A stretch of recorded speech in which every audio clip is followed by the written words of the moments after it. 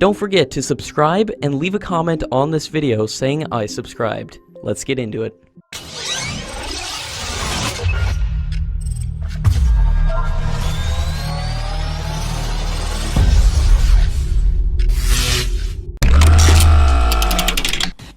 In a significant push to country's flagship Make in India program, the Indian Navy has started a state-of-the-art virtual reality center at its Directorate of Naval Design.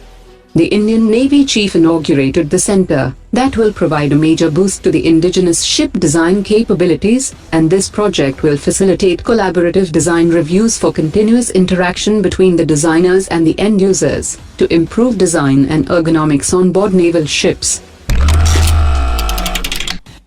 According to latest reports, the Indian Army is going ahead with the procurement of 12 launchers and 240 spike systems from Israel's Rafael Advanced Defense Systems Limited.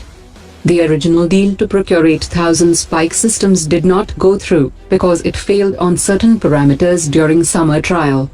The Indian Army is procuring spike systems under the emergency procurement category, through the enhanced financial powers delegated to the Vice Chief of the Army, which was recently increased from 100 crore to 500 crore rupees to meet the urgent requirements. Meanwhile, the DRDO has completed all the trials of its man-portable ATGM system, and will go ahead with the production after an order from the Army. Chinese media have reported that a prototype laser system is being tested by the Chinese Navy, and no definitive information relating to the capability of the system has been disclosed. According to sources, it could be a truck-mounted variant that could form part of a coastal defense battery, and it could be an alternative to the HHQ-10, which is a short-range surface-to-air missile system, implying that the laser system might have a range of about 5 kilometers.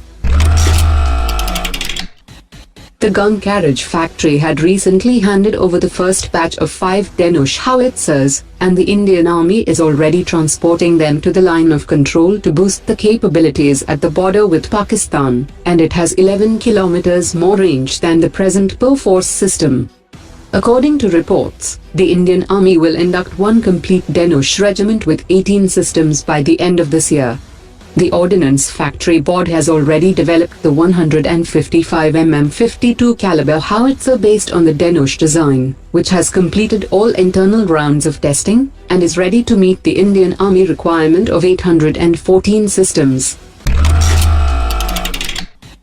Around half a dozen influential American lawmakers have reintroduced an important legislation in the House of Representatives, which seeks to advance the India-US strategic relationship. If the legislation is enacted, it would ensure that India is treated as a NATO ally, like Israel, South Korea and Japan, and that the US State Department prioritizes the defense sales to India, according to US-India Strategic Partnership Forum. The defense minister has said that the Indian defense attachés who are posted in foreign countries have been asked to report and discuss with the defense ministry on the latest defense purchases across the world, and the potential Indian export opportunities to those countries.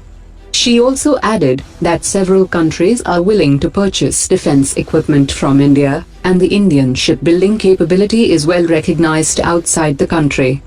She also said that the Defense Ministry has held discussions with the Finance Ministry that a part of the unutilized defense budget allocated in a particular year should not be taken back, so that it is available for upcoming expenditures in the next few years.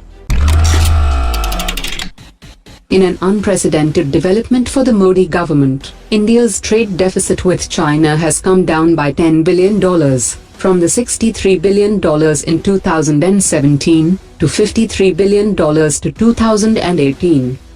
Due to high level of engagement and strategic planning and coordination with stakeholders, the Indian exports to China have also increased substantially, and the US-China trade situation also helped with India's exports to China. The Indian government had also imposed customs duty on several Chinese imports, for bringing down the trade deficit with China.